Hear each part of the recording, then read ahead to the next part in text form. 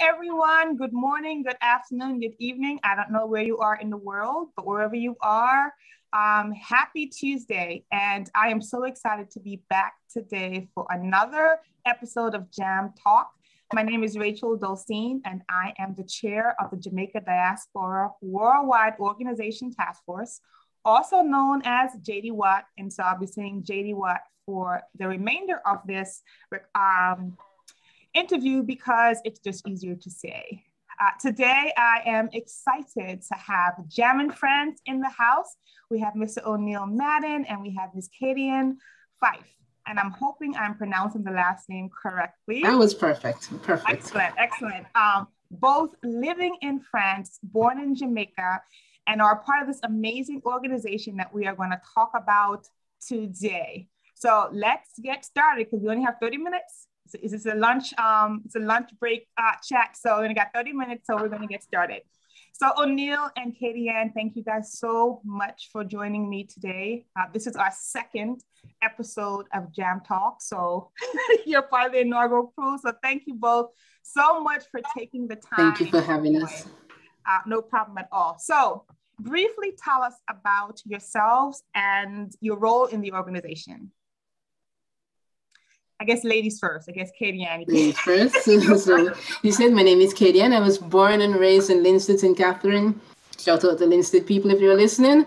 I came to France in 2004, which means I've been here now for 17 years. Recently moved to Paris. And so that's a change. And also I am the incoming president of Jammin' France. Congratulations on that. Thank you.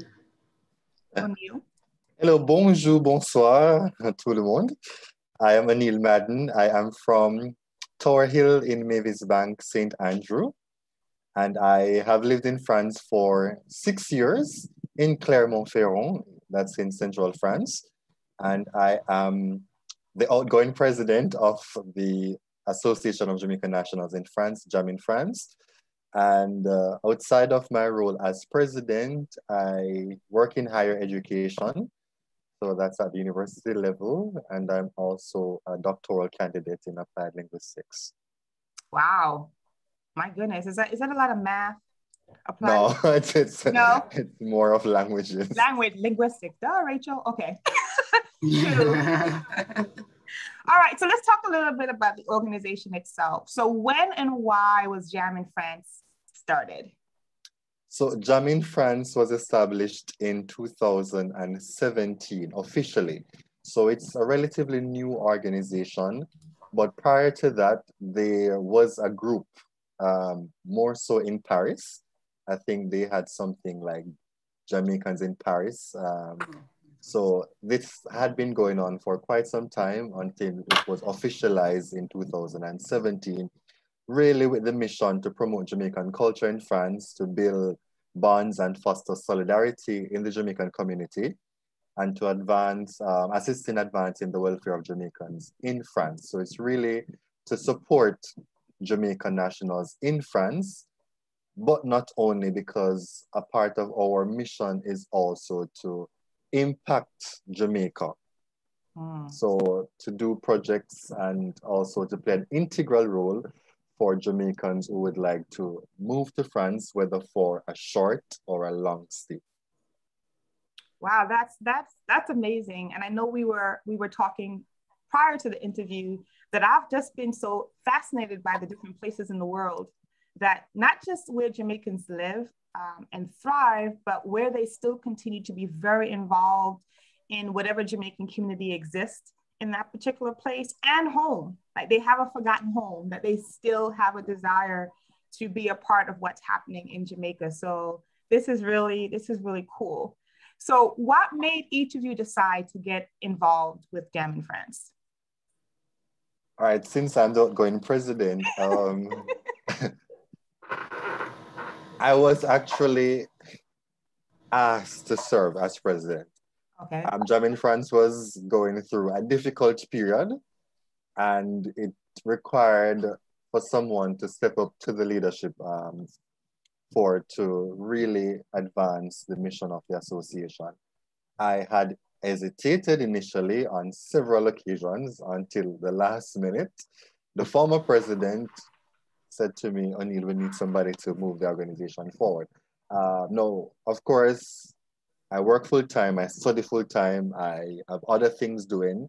And so I expressed that I really can't take this on. But if I were going to do so, I would commit for 1 year because I have a lot of obligations. And so I thought about the interest of the association as I was a member, a regular member, and also the interest of development.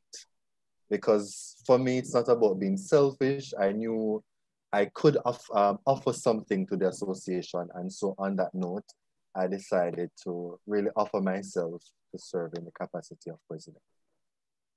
That's awesome. And you did a phenomenal job because Jam in France recently was a 2021 recipient of the Didafka Awards. So obviously you did an amazing job in that year in leading the team. We are an award-winning organization, yes! And we are very proud of that. We spoke about it in our meeting on Sunday. Yeah. Yes, and an international award-winning organization at that. So you definitely that year that you dedicated yourself to this organization was a year well spent. So congratulations on that. Thank you very much. Katie-Ann, why did you become involved in Jam in France? I did because as I said before, I've been here for 17 years. And as a Jamaican moving to a foreign country, you are bombarded with different scenarios. You have to try to make your way through. And I was thinking to myself that at this point in time, I have covered sufficient ground to be able to help others along the way.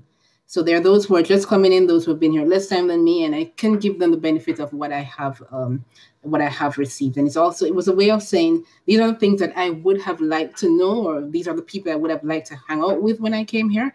Mm-hmm. And so it's a means of giving back.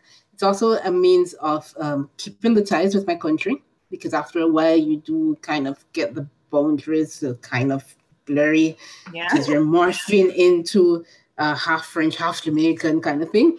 So it's a way to keep the ties going with Jamaica. And it's also a way for me to get other things on my plate, because I am, as with O'Neill, I do work full-time. I work in the corporate world in communications. And so I'm very much engrossed in what I do in my day-to-day 9 to 5, which is not really 9 to 5, it's more like 9 to 6 p.m. job.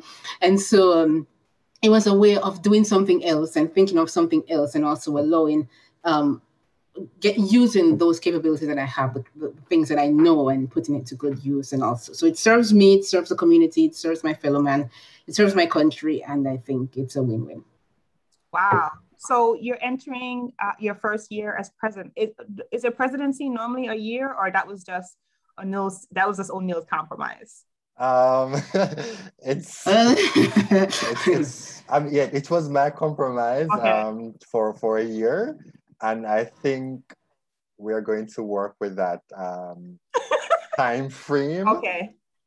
Because what we try to establish, though, and again, I must commend my team, is some sort of succession planning. Mm-hmm. We've really worked hard over this past tenure in terms of putting a lot of organization into the association. And so there is solid foundation on which Katie and her team will move forward. And so even if the tenure is just for a year, mm-hmm. having done the work, and I'm sure Katie and her team will continue the work, then it should be easier for any incoming team subsequent to that.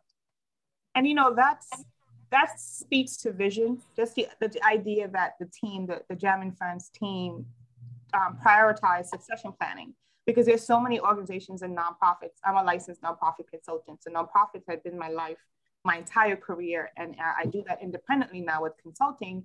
And that's one of the things a lot of organizations struggle with, is the whole succession planning piece, because a lot of times you have nonprofits who the person who founded or the person who's leading doesn't quite want to give up. They look at planning for others to take over as they're coming in to take over my place, when really it's about the organization. And if the organization is going to exist long into the future, long after we're all gone, and future generations can participate and can lead, succession planning is so important. So I think that is so visionary and important that you guys have taken that as a priority and have worked out a way to ensure that Jam and Friends is around way into the future.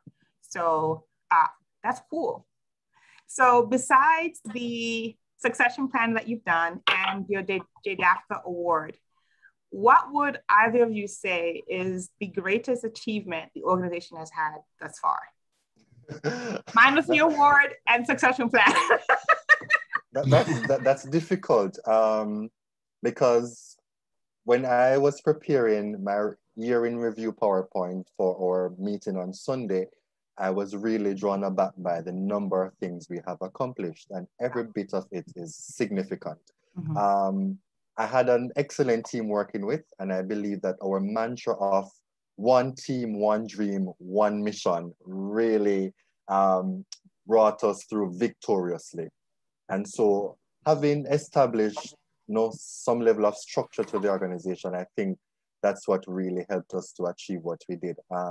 I think I can underscore the fact that when we took over office, we were in the midst of the COVID-19 lockdown in France, and a number of our nationals were stranded. And I was like, hey team, what do we do? Because people need to go home, people have lost jobs, people don't have any money, what do we do? And so the idea came that, hey, let's do a GoFundMe. Now, if people know about me, like, I'm very reserved when it comes on to asking people for things. Mm-hmm. But again, it's not about my own interests and, selfishness, because if it were up to me, that would have never happened. But I realized that there was a need, and so we launched the campaign with the help of other partners, Jam in UK, JamFet, and the embassy as well came on board to whether share to support financially. And so we were able to assist a number of our nationals to go back to Jamaica on the flight that was organized. And there were some who still remained in France that we helped to buy groceries to pay rent. And there were others who benefit from the French Caribbean because, of course, France is not only metropolitan France, but also what we call the DRUM, the department and the region, the overseas. So I think that was one of the major highlights, especially given the time frame between which we took over and we had to help these nationals. So it sounds like one of the greatest accomplishments, besides the two you mentioned before, was the ability of Jam and Friends leadership and those who were involved to work as a unit. Yeah. And you're a baby organization, so that in itself is definitely a great accomplishment, because we know even with group dynamics, when groups are formed, the storming stage is one of the stages that happen very early on, and so it definitely is an accomplishment that during a pandemic, the team was able to be one-minded in the mission and helping those in France who needed help. So that's definitely wonderful to hear. Anything to add, Katie Ann? No, I think as Anil highlighted, it's been we're still in the midst of the pandemic. We've been through, I think, 2 or 3 lockdowns, serious lockdowns in France. So it has been a very typical year. And the fact that we have come through on the other end, still being together, still being able to help each other and still being able to support each other is a beautiful thing in itself. And I think probably surviving to 2020, 2021 is probably in and of itself a great accomplishment for anyone. So yeah, it's surviving in those time periods and not leaving anyone behind. Wonderful. So I know that the two of you are on the screen, and I know that age is never a thing to discuss publicly, but generally, is Jam and Friends an organization that is mostly led by young people, and its participants are young people, or is there a range? What is the age range you would say of those who are involved in Jam and Friends, both in the leadership capacity as well as those who actively support? All right, so when the organization was established, there was a mixture of ages. So we're coming from people in their late 30s or mid 30s and older, probably 50s, 60s, who were part of the executive at the time. And then when I took over, we was definitely a youth led organization. I think our oldest member is between 30 and 31. Wow. So, your oldest member. Yeah, exec member. Wow, that's amazing. So we are young. This team is a very young team, and which is why we are very satisfied and proud of what we were able to accomplish. But we cater to everybody, really, though it may not necessarily come off as that, because again, we're young people, we're professionals, we are studying, we are working, but we try to involve everybody in our activities. And if you want to volunteer to, you know, be a part of a certain event, then we're open to that as well. Well, I personally love it. I think it's so wonderful for me when I see young people, and I obviously I'm way past your youngest age, your oldest person, well past that age. But it really it makes me happy. It really warms my heart when I see young people really engaged and involved in making their country, wherever it is, whether it's a country where they live or the country where they were born, really involved and engaged in making in making that place a better place to live, and then supporting others.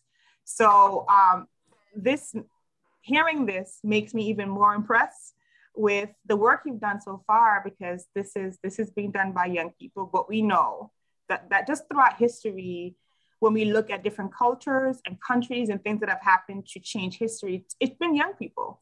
It's been young people who've led those movements or been very a huge part of those movements. So this is great. I am excited to know that that this is not exclusive, but it's young people led. I think that's even more amazing. So I personally will contribute. I'm sorry, I was just saying I will contribute to raising the median age, because I'm over that 31. I'm 37 years old, so I'm not quite young anymore. So you don't look 37 though. And I'm older than you, Katie. Thank you. I am quite a bit older than you, so. Yeah, well, that's still. I mean, that's still young. You're still youthful. That's still because, you know, as someone who works with nonprofits, honestly, most of what we see, when I work with folks, most of what I see is folks who are nearing retirement or who are retired and who are giving back that time. Lots of times because they have the time, or because they have work and experience and they just have that commitment. When you're a young professional, as you said, you may be starting a family, you're going to school full time, you're working full time. So the time you really have to commit to an organization may not be as much as someone who's more seasoned and just have done more. It's a little further along in life, right? So, and that's why I say this is so, for me, I'm really impressed, because despite all that, you have careers, you have school. Some folks may have families or may have a young marriage, and the commitment is still there. I think in your youth, at the age you are, I think that's really commendable as well. So, yeah, awesome. So we've talked about the greatness of Jam in France. So if you had an opportunity, well, you have the opportunity now. So what would you say is the greatest challenge for Jam in France right now, besides COVID?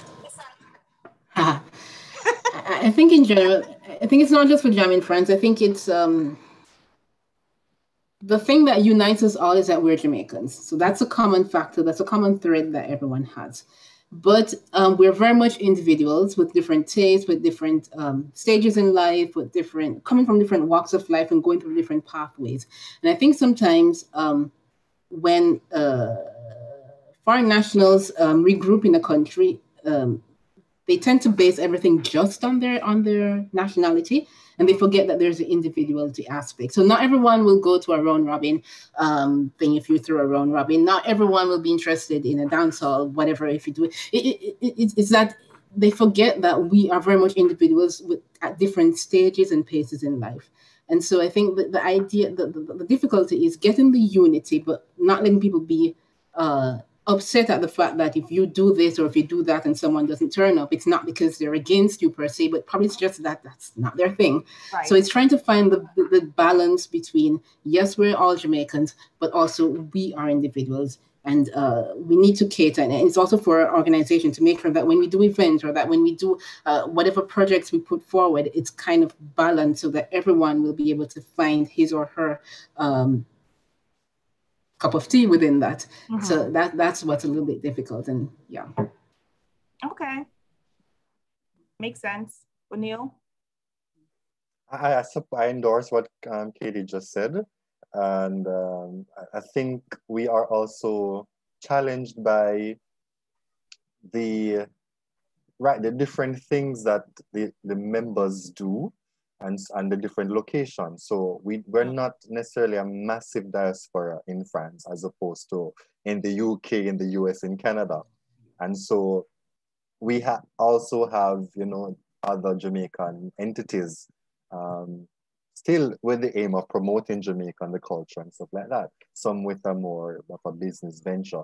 And so you find that you want to support everybody, but then everything, based on your location, you can't, or based on the frequency at which events are taking place, you can't necessarily do that. And so, but nonetheless, I can say that as an association, we do try.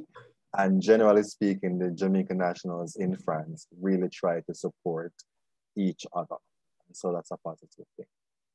And I think, both what you and what Katie Ann mentioned about, trying to figure out what's that sweet spot so that folks can be engaged, but you don't feel like if someone doesn't show up for something or you don't get that much, you get more support from one than the other. It's not a personal thing. It's just, we're trying to figure out what the sweet spot is for people. And because you're so young, that's a normal part of that. Is really trying different things to see what works, what doesn't work, how can we make it more engaging. And, you're absolutely right, Katie. Not everything is for everyone, but being an organization that does its best to offer something for everyone, if that makes sense. Mm-hmm. So that everyone feels like they have a place and there's something they can be engaged with, even if it's just on a small scale as well. So as an organization that is 3 years old, I think where you are with that challenge is pretty normal. It's a healthy place to be in. I know it feel very uncomfortable.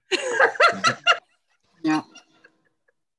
But I think it's a healthy place to be. And I think, 5 years from now, you're going to look back and I know you may not be able to laugh now, but you're going to be able to just see how far you've come because you've kind of allowed the organization. It's a part of the learning curve. It's a part of life.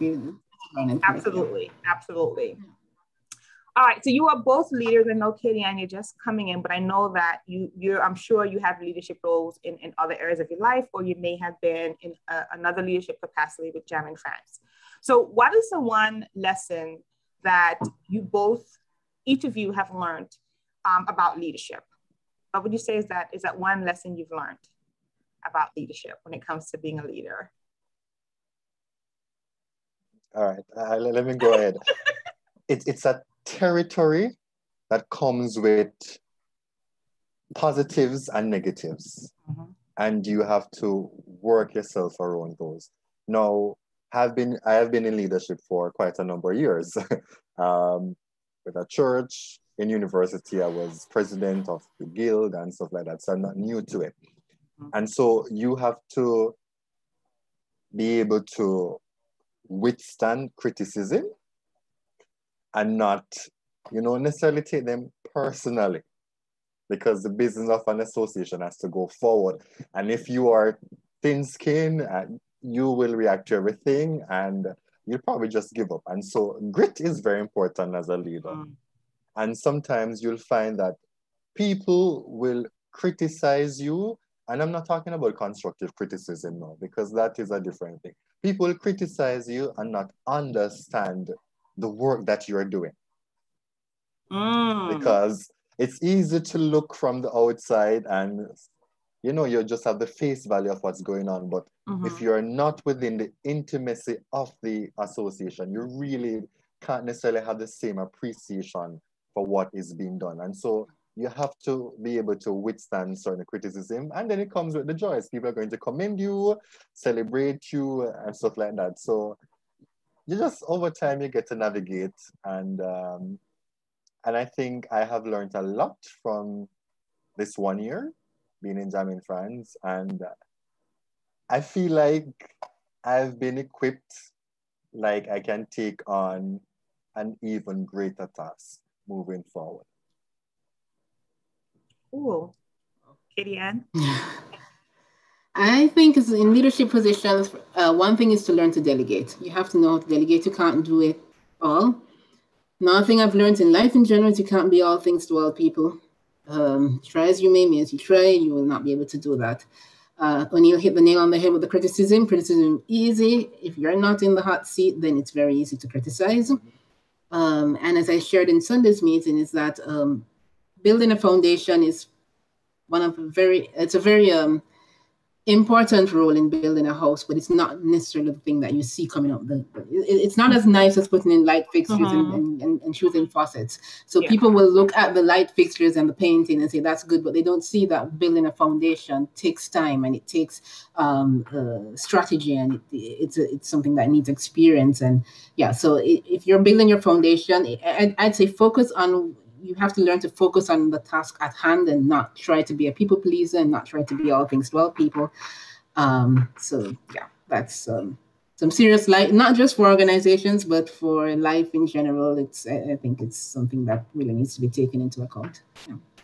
So leadership lesson number 1 is that, oh my goodness, do you see how my my brain, leadership comes with the good and the bad, the highs and the lows. Right, leadership, and you have to accept both. It comes as part of the territory. Yes. 2, delegate. And I would agree wholeheartedly. You cannot be an amazing, impactful leader if you don't learn how to delegate. And then 3, you cannot be everything to all people. And really a part of that is remaining true to yourself and who you are and staying focused on the mission. You know, when I've been to chairs of different boards, and every time we get into a conflict or what would be a heated debate, my question is always, how does this tie into the mission? How does this tie into the work? How does this help us help the people that we are supposed to help? And that always kind of is a way to draw everybody back in to that. This is why we're here. So I think those are really 3 very important leadership lessons that you have learned, and it's great ones to share with. If you're those who are watching, with whatever age you are, I think those are 3 very, very important and impactful leadership lessons. So I have 2 more questions for you guys before I let you go, because you're winding down. So the first of the 2 questions is, why do you think it's important for Jamaicans in the diaspora to get involved in any type of work that's happening in Jamaica? To give back. You can never forget where you're coming from. It's and no matter how many years you spend outside of your home country, you will always have a part of that in you. No matter how much over the years, you're going to get a little bit, I don't want to use the word eroded because that sounds negative, but you're going to be influenced by the culture in which you live. And you take the good from that, but you're always going to have that root on which you were on which you grew up, especially if you spend a great deal of your formative years in that country, in your home country, it's always going to be a part of you. And so I think it's always good to keep touch with that and to keep contact with those who are back home, because they are a part of us. O'Neill? I want to share from a personal level, and I think a lot of people can relate to this. Kadian spoke about giving back. I have been helped personally by a lot of people and communities of people. And I think out of moral obligation too, one should consider giving back. And of course, some of us in Jamaica, which is a developing state. We understand the lack of resources, the inequalities that take place. And it's about really, paving the pathway so that others' life can be better than ours. And that's how I've always seen it, because sometimes we are placed in positions just to create a pathway for others. And so we must become more conscious that whatever we do, wherever we go, whatever we gain, it's not only about us, but it's to really serve humanity. And if you want to be great, you're supposed to serve others. Wow. You guys are definitely inspiring. Really, I'm just, I see so much of myself when back in the days. But you guys are really inspiring, and I'm hoping if anyone who's watching this, who's young and you're just starting on your leadership journey, that you really are listening and paying attention to what both Kadian and O'Neill are saying, because this is not your parents telling you what to do. It's not, you know, someone you would call as, you know, older and just cranky or just want to tell you what to do. But these are young people who are saying, this is why this is important, and to understand that. So how can folks get in touch with, get involved with Jamming Friends? Jamming Friends is on, they can search for Jamming Friends on social media or on the website. It's always Jamming Friends, a handle across all social media, whether it be Facebook or on Instagram or websites. They can get in contact with us personally. I don't know if our details will be left somewhere, but they can get in contact with us. So feel free to reach out to us. We have a WhatsApp group that they can be a part of. And just in general, Jamming Friends across all social media, across the board, it's Jamming Friends. Okay. And is there a way to donate to Jamming Friends? Yes, on our website, there is a donate option. Okay. So go on jammingfriends.fr. I was about to say point fair. So it's jammingfriends.fr, and that should take you to our website, and there's a donate option. And you can get in contact with us on our Twitter, Instagram at Jamming Friends, and our contact information that will be left, because we have a PayPal as well that you can contribute to if you'd like to do that. So wonderful. And if you're watching this on YouTube, below is going to be all the contact information for Jamming Friends. There's just one click. I know folks love that. Can I just click something? So all the information to donate, to get in contact with, to follow on Twitter, to follow on whatever other social media platforms they have, will be below. If you're watching this in the JD Watt Facebook page above, this video is going to be all the contact information for Jamming Friends, so you can reach out, you can donate. I'm asking the diaspora, this is amazing work that's being done by young people. It's our responsibility to support, to empower as much as we can the next generation. This is how the work continues. And so I'm going to encourage you to figure out a way in some way, if you can't be involved in person because you don't live in France, that certainly doing good work costs money. And so I'm sure that they can use support in order to help Jamaicans in France who may be struggling, as we heard, even during the pandemic, or just to continue their work. So and if I may just add, there's a project that we have coming up shortly. It is really piloted by my own foundation, Rock Care Foundation, but we partner with Jamming Friends as well. As school is going to reopen soon, we offer grants to CXC, CSEC, and Cape French students to pay for their exam. Okay. So this is a project that those who are watching, those who are listening can jump on, because of course the pandemic has affected so many families. Yes. And I'm sure there are a lot of students who would be looking forward to this kind of assistance. So you can get on board and support this very needed initiative. Excellent. And the link to support that and get more information about that will also be posted with this video. Yeah, with this video as well. So O'Neill and Kadian, this has been a pleasure to talk with you about Jamming Friends. I am excited to see how JD Watt can partner with you, and we can work together for the work that you are doing. Hopefully one day when the pandemic is over, I can come to France. Yes. And we can go for. It would be a pleasure. Yes, we can go for some food or tea, or because whenever I travel, that's what it is, all about the food and the tea. Continue the amazing work that you're doing, and I am hopeful that those who are watching this will in some way become engaged and involved in what you are doing. And for those of you watching, thank you so much for tuning in to another episode of Jam Talk. Join us next week, Tuesday at noon, for another conversation with another amazing organization that's doing work to serve Jamaica and the Jamaican diaspora. Have a great morning, a great day, a great evening, wherever you are in the world watching this. I'll see you next time.